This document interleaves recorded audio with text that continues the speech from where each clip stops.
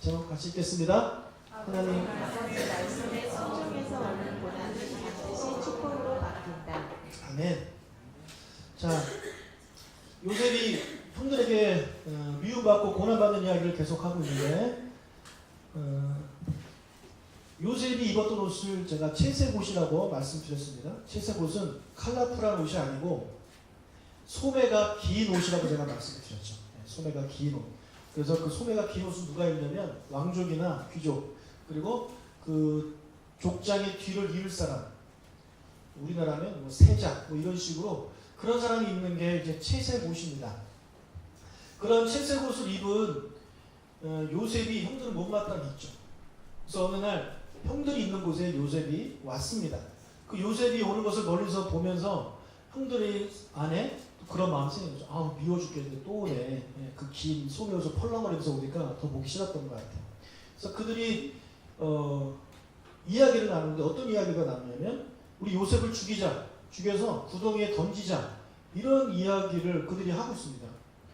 근데 놀라운 것은요, 반대하는 사람이 없어요. 죽이면 안 돼, 용서하자, 우리 막내 동생인데 그래도 우리가 이해하자, 이렇게 하는 사람이 단 한 사람도 없는 거예요. 좋은 생각이다, 그렇게 하자, 이런 식으로 지금 분위기가 몰아져 가고 있는 겁니다. 여러분, 제가 어느 교회 갔을 때 이야기인데, 교육자 회의를 하는데 저를 쏙 빼놓고 교육자 회의를 했어요. 그래서 제가 사무실에 딱 들어갔는데 저를 뺀 나머지 분들이 이제 회의를 하면서 제가 딱 들어가니까 오 목사 잠깐 나가 있어 그러더라고요. 그래서 딱 보니까 제가 빠져야 되는 이유가 제 얘기를 하니까 빠지라는 거 아니겠습니까? 그래서 제가 나왔어요. 그리고 나중에 그 안에 있었던 일들을 이제 다른 강도사님한테 들었는데, 여러분 뭐 저를 뭐 돌로 때려 죽이자 이건 아니었어요. 이건 아니고, 제가 지난번에 말씀드렸잖아요. 한번 화를 한번 냈다고. 그래서 그거에 대한 회의예요. 그래서 저런 인간을 우리 교회 둘 수 없다 해가지고 저를 이제 쫓아낸 거예요. 제가 그 정도로 화를 막 냈던 그런 사람인데, 어쨌거나 그런 분위기. 그래서 제가 그것을 경험하면서 요셉의 마음을 제가 좀 알겠더라고요. 그러니까 다 그 사람을 빼놓고 나머지가 그 사람에 대해서 이야기를 하고 그 사람에 대해서 이렇게 뭐 저를 그렇게까지 하진 않았지만, 어쨌거나 여기서 요셉의 형들이 그런 이야기를 하면서 요셉을 죽이고자 하는 그런 지금 모임이 지금 요새 이어지고 있는 거죠. 자, 37장 19절 20절을 읽겠습니다. 서로 이르되 꿈꾸는 자가 오는도다. 자, 그를 죽여 한 구덩이에 던지고 우리가 말하기를 악한 짐승이 그를 잡아먹었다 하자. 그의 꿈이 어떻게 되는지를 우리가 볼 것이니라 하는지라. 자, 이런 이야기를 막 하고 있는 거예요. 그러자 큰형 루벤이 좀 다른 의견을 내놓습니다. 21절 22절입니다.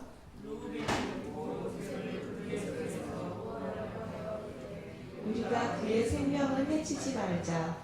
루벤이 또 그들에게 이르되 피를 흘리지 말라.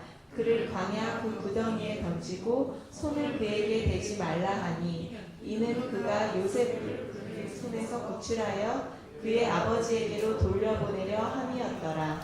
자, 루벤이 한 말은 뭐냐면 요셉을 죽이자는 거에는 반대를 하지 않아요. 하지만 이렇게 이야기하죠. 우리 손에 직접 피를 묻힐 이유가 있느냐? 그냥 구덩이에 던지자. 여러분, 광야에서 구덩이에 던지면 그 사람 죽죠. 목이 말라 죽든지 굶어 죽든지 추워 얼어 죽든지 뭐 짐승에게 잡혀 죽든지 죽습니다. 그렇게 하자라는 거예요. 그래서 손을 대지 말자. 그럼 알아서 죽을 거다. 이렇게 이야기를 하는 겁니다. 근데 그렇게 이야기를 하고 루벤의 다른 생각은 뭐냐면 나중에 몰래 구해줘야지, 그리고 모른 척 할 생각을 갖고 있는 거예요. 여러분, 그런데 좀 이상하지 않습니까? 이상하지 않아요? 루벤이 왜 이런 식으로 이야기를 할까요? 그냥 이렇게 얘기하면 되잖아요. 제일 큰 형이거든요. 얘들아 그러지 말자. 형이 생각하기에 그 정도는 아니야. 죽이지 말자. 죽이지 마. 그냥 뭐 혼내고 그냥 그 정도에서 끝내자. 이렇게 이야기할 수 있잖아요. 그렇게 이야기를 안 합니다. 죽이지 말자라는 이야기를 못 하는 거예요. 자기가 몰래 살려주려고 하는 계획을 가지고 있지, 동생들 앞에다가 대놓고 죽이면 안 된다, 살려주자 이야기를 못 하고 있는 겁니다. 우리가 이것을 봐서 당시 형제들이 얼마나 요셉을 미워하고 있는지 우리가 엿볼 수 있는 거예요. 제일 큰 형조차도 그러지 말자라는 얘기를 못 하고 있는 거예요. 여러분 그런 경험 혹시 있지 않으세요?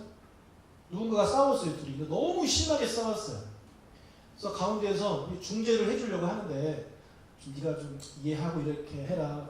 A에게 이렇게 찾아가서 말을 하면 이 사람이 화를 막 내는 거죠. 내가 왜? 너 제 편 드니? 어? 이러면서 막 화를 내는데 이쪽에 대한 분노가 나에게 오는 거예요. 예. 근데 이게 너무 심한 거죠, 지금. 형들한테 요셉에 대한 분노가 너무 심하기 때문에 형조차도, 큰형조차도 말을 못하는 거예요. 요셉을 살려주자라고 얘기했다가는 그 분노가 자기에게 올 것 같았기 때문에 그렇게 이야기하지는 못하고 속으로는 살려줘야지 하면서 말로는 그냥 던져서 놓자. 그럼 알아서 죽을 거다. 이런 식으로 이야기를 했다라는 겁니다. 그리고 또 한 가지 좀 이상한 게 있습니다. 요셉의 형이 10명이었는데 이 10명 중에 요셉을 가장 미워해야 되는 사람이 누구입니까? 첫째죠? 왜요? 채색옷 때문에 그래요. 그죠? 자, 채색옷은 누가 입어야 돼요? 장남, 첫째가 입어야 되는 거예요. 네. 그러면 첫째가 누구라고 말씀드렸습니까? 루벤입니다. 그러면 루벤이 요셉을 제일 미워해야 정상이에요. 그리고 다른 둘째부터 얘네들은 그렇게 화낼 일도 아니에요. 자기 일도 아니거든요. 어차피 형이 입을 거, 어차피 형이 입으면 자기들도 못 입을 거잖아요. 근데 이들이 막 더 화를 내고 있는 거죠. 그림이 좀 이상하지 않습니까? 자, 루벤은 자기가 입어야 할 채색옷을 자기 동생, 막내 동생, 11번째 동생이 입었기 때문에 그를 미워하는 게 당연한데 그를 미워하지 않고 그를 불쌍히 여기고 그를 살려주려고 한다는 거죠. 왜 그랬을까요? 왜? 루벤이 뭐 인격이 괜찮아서 그랬을까요? 여러분, 루벤은요 큰 죄를 지은 사람입니다. 미일이 있기 전에 큰 죄를 지은 사람입니다. 루벤은 자기가 어떤 사람인지를 잘 알았고 자기가 어떤 은혜를 입었는지를 확실히 아는 사람이었어요. 이게 무슨 말씀이냐? 루벤이 지은 죄는 뭐냐면 그의 아버지의 첩 비라라는 여인, 어떻게 보면 어머니잖아요. 어머니격이잖아요. 그 어머니와 동침합니다. 근친상간을 합니다. 이것은 돌로 쳐 죽일 죄입니다. 자, 그런데 이 사실이 아버지에게도 들렸어요. 야곱에게도. 근데 야곱이 아무 행동을 하지 않습니다. 그냥 덮어준 거죠. 뭐 아버지 입장에서 용서해줬다라고 볼 수 있는 거죠. 그래서 그런 큰 죄를 졌음에도 불구하고 자기가 죽지 않았어요. 용서를 받았어요. 큰 은혜를 입은 거예요. 반면에 요셉을 봅시다. 요셉이 그렇게 잘못했나요? 요셉이 그렇게 잘못했습니까? 요셉이 잘못했다는 거 하나 굳이 하나 말하자면 좀 형들 아버지한테 고자질했다. 네. 그리고 자기가 꿈꾼 거를 그냥 혼자만 알고 있지 형들에게 이야기했다. 근데 그게 여러분 죄입니까? 그러다고 경찰서 잡혀가나요? 형들이 잘못 살고 있는데 그거 아버지한테 얘기하는 거 그건 나쁜 일이 아니잖아요. 네. 물론 가만히 있으면 속 편합니다. 가만히 있으면 속 편해요. 저도 여러분들이 막 살아도 제가 가만히 있으면 속 편해요. 그런데 목사기 때문에 제가 잔소리를 할 수밖에 없는 거죠. 그러면 안 됩니다. 우리 이렇게 해야 됩니다. 이렇게 해야 됩니다. 그게 여러분 신경이 많이 쓰이는 거예요. 그래서 요셉의 잘못이라고 해봐야 그거예요. 고자질을 했다라는 거. 그러니까 죽을 정도로 잘못한 건 아니란 말이죠. 그런데 지금 분위기가 어떠냐면 그런 요셉, 잘못한 게 없는 요셉이 지금 죽게 생겼어요. 루벤은 그것을 보면서 자기 자신을 보는 거예요.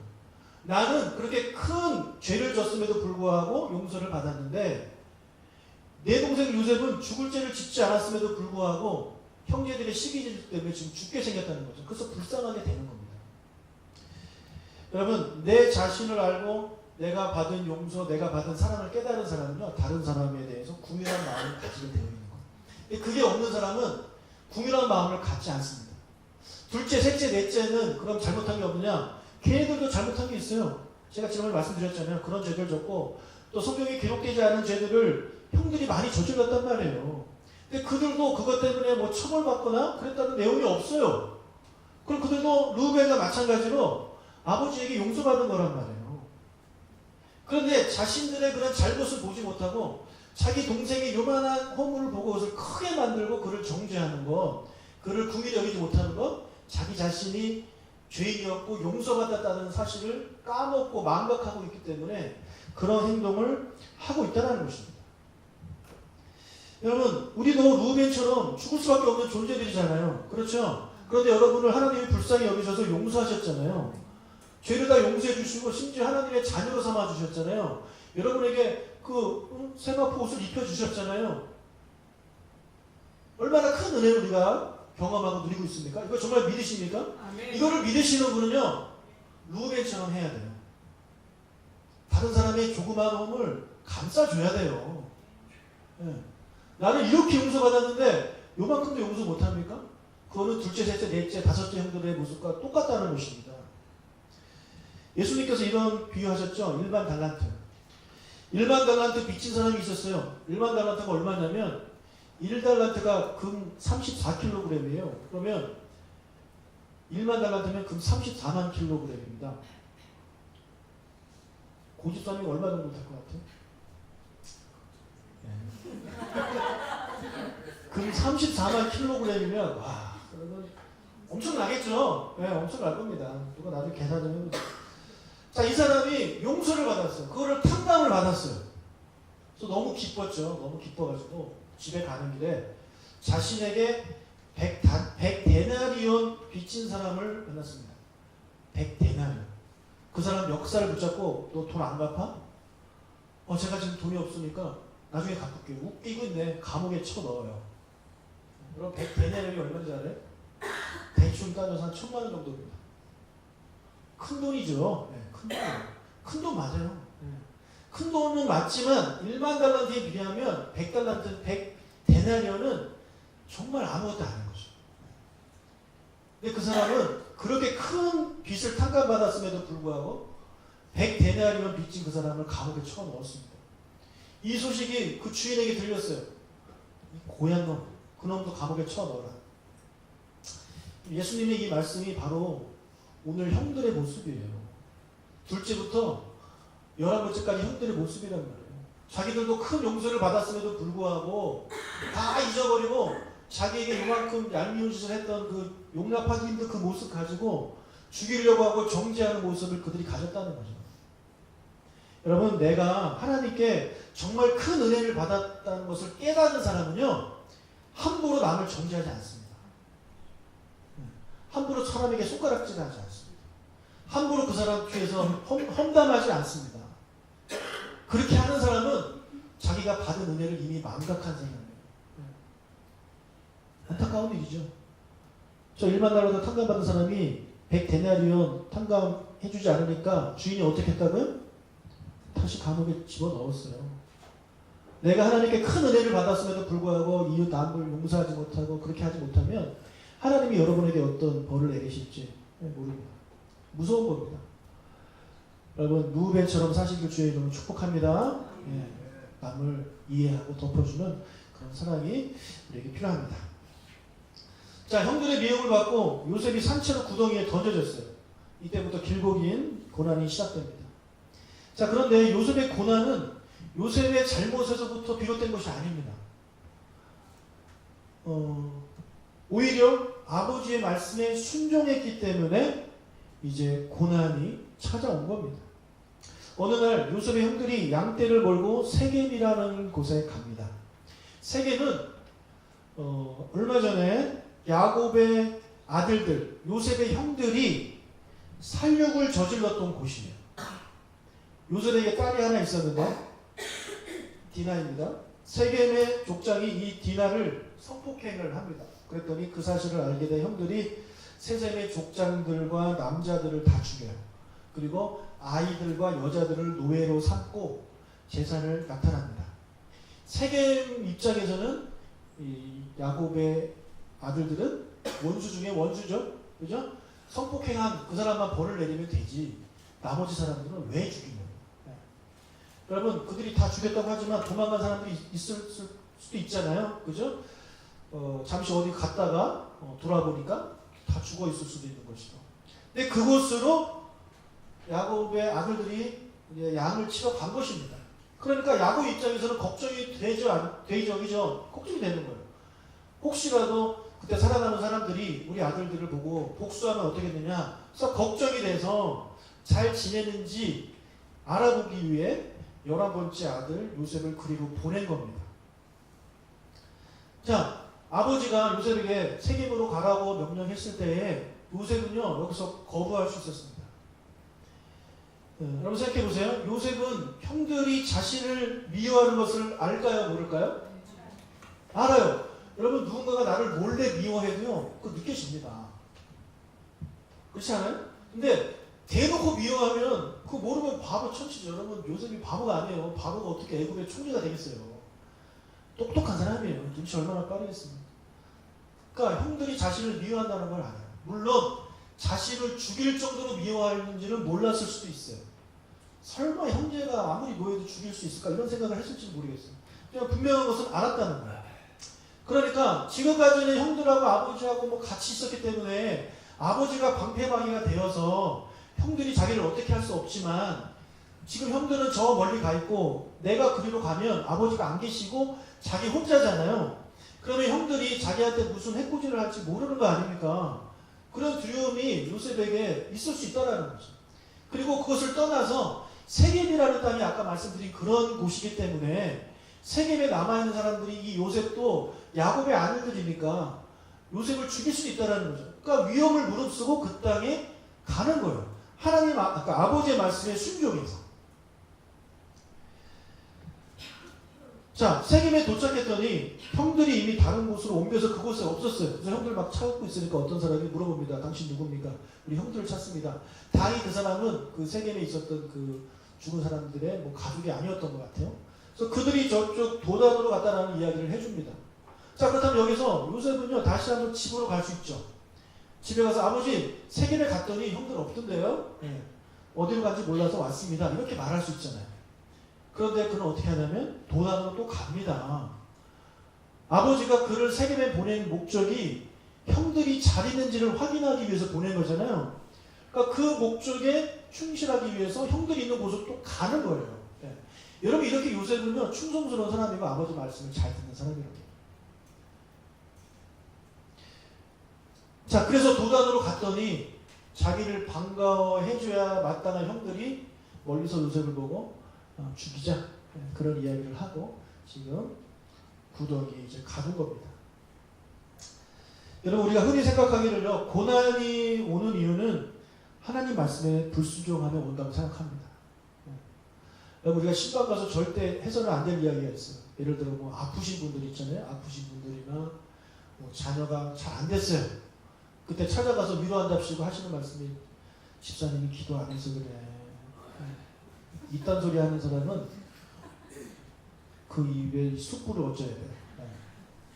근데 여러분 그렇게 말하시는 분이 있어요. 있다니까요. 성경에도 나오잖아요. 욥의 친구들 처음에 위로하러 갔다가 나중에 뭐라 그래요? 그 너가 죄 져서 그래. 너 죄 회개하면 다 해결될 거야. 빨리 회개하자. 이렇게 좋게 얘기하지만 듣는 사람 기분 나쁘잖아요. 제가 여러분 병원에 신방 가가지고 장로님, 집사님 기도 안 하더니 이렇게 된 겁니다. 이제라도 기도하시죠. 이러면 여러분 아멘 하겠어요? 그렇게 한다는 거예요. 사람은 그렇게 생각해요. 그래서 자기는 그렇게 생각한다니까. 만약에 나에게 안 좋은 일이 생각하면 고난이 찾아오면 가장 먼저 생각하는 게 내가 뭐 잘못한 게 있나? 죄진 게 있나? 이런 생각이 들잖아요. 그게 남에게도 우리가 그대로 적용을 하더라고요. 물론 자기 자신에게는요 그거를 적용해야 돼요. 왜냐하면 나의 죄는 내가 알잖아요. 그래서 내가 나쁜 일이 생겼을 때 나 자신을 돌아보고 회개하고 하나님께 용서를 구하고 이거는 바른 자세예요. 하지만 그것을 다른 사람에게는 적용하지 마세요. 절대 그것을 해서는 안 되는 일입니다. 여러분 그러니까 순종하면 축복이 오지만 때로는 또 순종할 때 고난도 찾아오는 겁니다. 그 고난이 또 누구에게로부터 오냐면 내가 도움을 주려고 했던 사람으로부터 또 옵니다. 요셉은 형들을 위해서 갔는데 그 형들에게 고난을 받아요. 예수님의 이런 모습은 장차 오실 예수님의 모습을 보여줍니다. 예수님이 이제 하늘에 원래 계셨잖아요. 근데 하나님 아버지께서 예수님을 이 땅에 보내시잖아요. 너 저들을 구원하러 가라. 예수님이 싫어요 할 수 있었어요. 왜냐하면 예수님도 이 땅에 오시면 사람들이 환영하지 아니하고 예수님을 죽일 것을 알고 계셨기 때문에 안 갈 수 있습니다. 저 가기 싫은데요. 제가 왜 그런 대접을 받아야 되죠? 근데 예수님이 순종하시잖아요. 이 땅에 오셨어요. 그리고 오셔서 우리를 위해서 이 땅에서 사셨는데 그 사람들에 의해서 예수님의 배신을 당하고 죽임을 당하셨단 말이에요. 결국 내가 도와주려고 했던 사람한테 고난을 당하게 되셨단 말이죠. 그래서 이 요셉의 모습은 장차 오신 메시아의 모습을 그림자로 보여준다라고 이렇게 이야기를 할 수 있습니다. 여러분 혹시 말씀에 순종하는데 고난이 옵니까? 네. 말씀에 순종하는데 고난이 오나요? 그리고 내가 섬기려고 했던 사람에게 상처를 받았나요? 그럼 여러분 화내고 후회할 것이 아닙니다. 우리 생각을 바꿔야 돼요. 아, 내가 예수님의 길을 그래도 제대로 가고 있구나. 그렇게 생각하시면 여러분 기뻐할 수 있는 거예요. 마태복음 5장에 그런 말씀 나오죠. 팔복 중에 하나가 뭐냐면 하나님 말씀에 순종해서 복음 전하다가 핍박받는 거 기뻐하라고 이야기를 하고 있습니다. 내가 하나님 말씀 순종해서 원수를 사랑했는데 그 원수가 또 나에게 또 나쁜 짓을 했어요? 기뻐하라고 성경은 말을 합니다. 근데 우리는 억울하죠. 나 하기 싫었는데 말씀에 순종해서 했으면 저 원수가 좀 회개하고 나한테 무릎 꿇고 그동안 잘못했어. 이렇게 초코파이도 좀 사주고 이랬으면 좋겠는데 그런 게 아니라는 거죠. 원수는 여러분 절대 그렇게 하지 않아요. 계속 우리에게 원수를 대하잖아요. 그럴 때 우리가 후회하거나 화내지 말라는 거예요. 생각을 바꾸라는 거예요. 아, 기뻐해야 되는구나. 내가 예수님의 길을 따라가고 있구나. 여러분, 제가 일본의 한 도시에 갔는데 나가사키라고 혹시 아십니까? 나가사키 하면 떠오르는 게 뭡니까? 짬뽕. 네, 나가사키. 저도 짬뽕밖에 몰랐는데 나가사키 유명한 게 또 카스테라가 있더라고요. 그래서 먹어봤더니 맛이 없어요. 그냥 드시지 마세요. 근데 나가사키 가서 짬뽕은 못 먹어봤어요. 예. 그런데 나가사키에 유명한 게 또 하나 있는 게 뭐냐면 원자폭탄이 거기 떨어졌더만요. 예. 군함도 보면 왜 마지막 장면 기억나십니까? 팍 터진 거기가 나가사키입니다. 나가사키에서 좀만 가면 군함도예요. 나가사키에 갔더니 군함도에 관련된 그런 걔네들은 군함도를 되게 자랑스러워합니다. 근대화의 그런 그거라고 해가지고 되게 자랑스러워하죠. 우리는 그거를 이제 알았지만 아무튼 나가사키가 또 그게 유명해요. 근데 정말 유명한 걸 제가 하나 발견한 거 있어요. 그것이 뭐냐면 나가사키가 순교자의 그 도시예요. 순교자. 이 나가사키는 규슈 지방에 있는 그런 도시인데 도요토미 히데요시가 조선에 쳐들어와서 약탈 많이 했잖아요. 그러면서 조선인들을 많이 잡아갔습니다. 그래서 그들이 살았던 동네 중에 하나가 나가사키예요. 나가사키가 이제 그 조선인들이 많이 살았는데 도요토미 히데요시가 이제 기독교 예수님을 믿는 사람들을 핍박하기 시작합니다. 그래서 그들이 한 행동 중에 하나가 뭐냐면 북규슈에 가면 여러분 온천이 많아요. 근데 길거리에 펄펄 끓는 온천이 있어요. 그냥 펄펄 끓어요, 여러분. 그래서 그들이 이름을 정했어요. 지옥이라고. 그래서 지옥이 되게 많아요. 거기 한 번에 가봤더니 거기에 사탄이 있어요. 사탄이 빨간 사탄이 이렇게 도깨비방울 같은 거 이렇게 들고 있어요. 그걸 보면서 일본 애들은 지옥 갈 준비를 여기서 하는구나. 그래서 그 지옥을 순례를 합니다. 이 지옥도 갔다가 저 지옥도 갔다 이렇게. 정말로. 네, 그게 관광 상품이에요. 거기에다가 예수 믿는 사람들을 빠뜨려요. 펄펄 끓는 그런 온천물에다가 빠뜨려요. 그리고 또 하나는 이제 그 불로 태워 죽이는 일들도 그들이 많이 했는데 나가사키에 가면 순교자 기념관이 있습니다. 거기에 이런 그림이 그려 있어요. 이거부터 해야겠네요. 네. 이게 그 순교자들이 가운데서 좀 이렇게 불에 타 죽는 그림인데 이 사람들 20몇 명인데 거기 일본인 가이드에 의하면 저기 한 명이 있어요. 이 가운데 있는 이 사람이 안토니오라는 사람인데 조선인이에요. 조선인 신부입니다. 그곳에 잡혀간 조선인들이 예수님을 믿고 이제 기독교 신자가 된 겁니다. 근데 저 사람은 다른 기독교인들을 숨겨주다가 발각이 돼서 죽임을 당하는 거예요. 자, 이때 재밌는 일 하나가 있는데 제가 말씀드릴게요. 그 순교자 기념관에 가면 반가사유상이 있습니다. 순교자 기념관에 반가사유상 이라고 그러죠. 그게 있는 거예요. 그래서 이게 왜 있지? 그래서 봤더니 설명이 그렇게 돼 있어요. 당시 숨어서 예수님을 믿던 기독교인이 그 반가사유상을 보고 예수인 줄 알았다. 그래서 그것을 섬겼다. 이렇게 적혀 있고 일본인 가이드가 또 그렇게 얘기를 해주더라고요. 그래서 그렇구나 생각했어요. 그런데 나중에 한국 가이드한테 물어보니까 그게 아니고 예수를 믿는다는 거가 발각이 되면 죽임을 당하니까 집에다가 반가사상을 딱 놓고 누가 들어왔을 때 이 집은 불교를 믿는 집이구나 이렇게 하게 해서 살기 위해서 그렇게 했다라는 거죠. 둘 중에 뭐가 맞는지는 제가 잘 모르겠지만 아무튼 그런 시대예요. 그런 상황이었어요. 그러다가 이제 발각이 돼서 이제 화형을 당하는데 이 사람 주위에 많은 사람들이 둘러서 있습니다.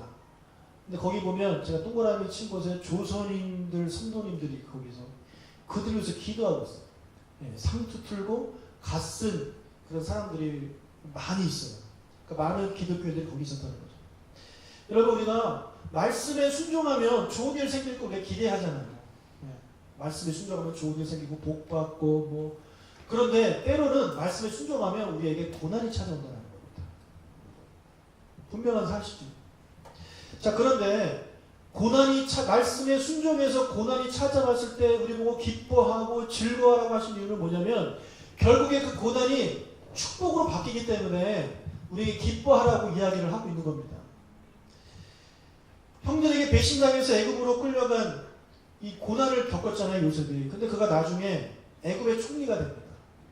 그가 끌려가지 않고 고난을 당하지 않았다면 그냥 가나안 땅에서 한 집안의 장자로밖에 그가 성공하지 못했을 텐데 그가 이런 고난을 통해서 나중에는 결국 애굽의 총리, 애굽의 장자와 같은 그런 위치에까지 올라가게 됐다는 거죠. 하나님 말씀에 순종하면 끝은 아름다운 결과로 축복으로 우리에게 돌아온다는 사실입니다.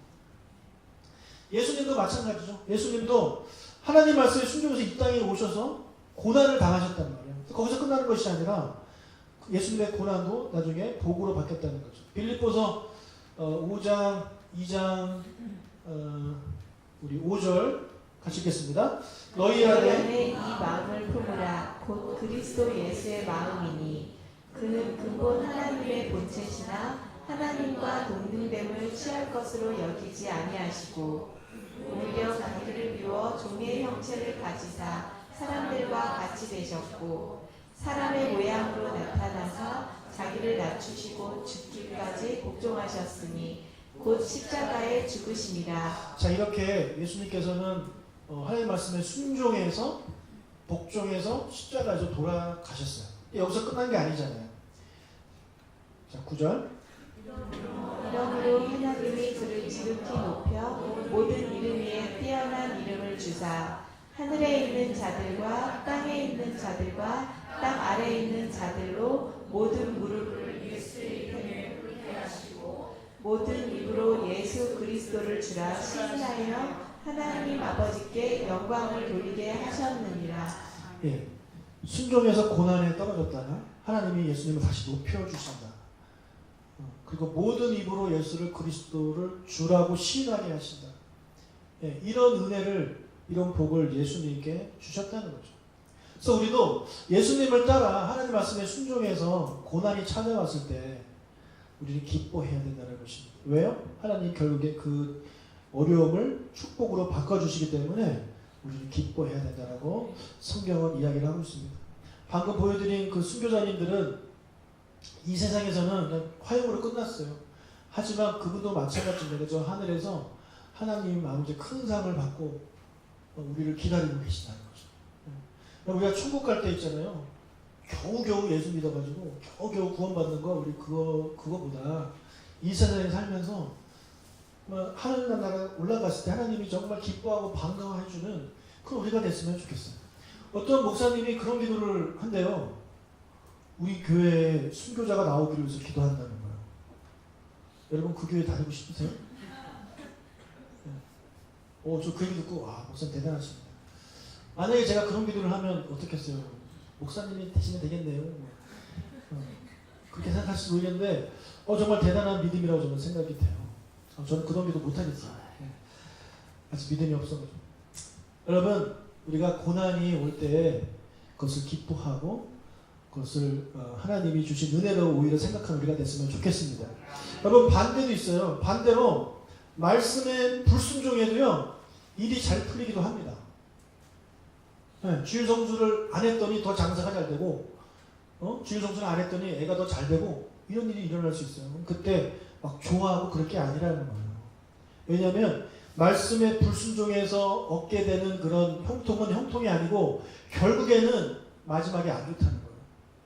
하나님의 말씀의 순종에서 복이 생기는 것들은 끝까지 복으로 가지만 말씀의 불순종에서 생긴 복은 절대 끝까지 복으로 가지 않습니다. 얼마나 우리 많이 봅니까? 결국에는 넘어지고 무너지고 결국에 교회 떠나고 이런 것도 우리가 얼마나 많이 보냐고요. 그래서 당장 내 삶에 좋은 일이 일어난다고 기분 좋아할 것도 아니고 당장 내 삶에 아픔이 생겼다고 슬퍼할 것도 아닙니다. 내가 하나님의 말씀에 순종하는 삶만 살고 있다면 결국에 결말을 하나님께서 우리에게 좋은 것으로 베풀어 주실 것입니다. 그러니까 지금 현재 나타나는 그런 일 가지고 함부로 사람들을 판단하거나 당신 기도 안 해서 그래, 당신이 기도했더니 애들이 잘 되네요, 이렇게 말할 것도 아니에요.